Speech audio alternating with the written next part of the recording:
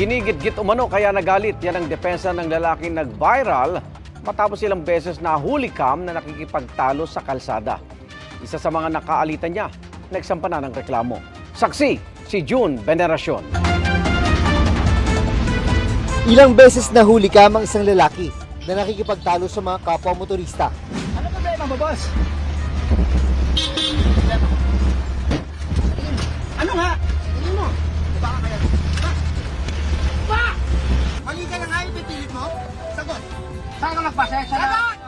Ang tatlong magkakahiwalay na away kalsada nangyari sa Quezon City sa loob ng halos 2 linggo.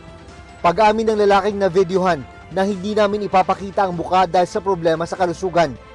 Meron siyang health condition na nagpapahirap sa kanya na kontrolin ang kanyang galit.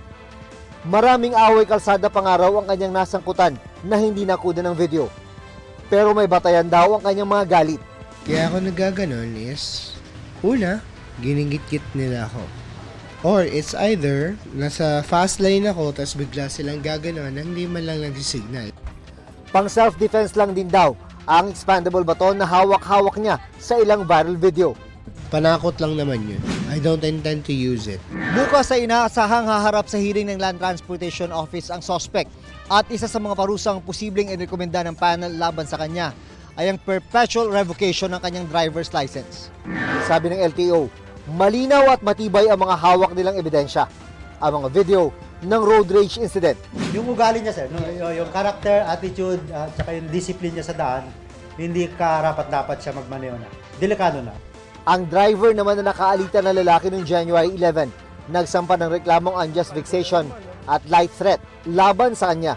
Dito ako nakakaso kasi baka para siya matagal ang lisensya at saka hindi siya makadiscuss sa ibang tao na kasi abala talaga. Yung ginawa ng pagitgit sa akin, hindi ba threat yun?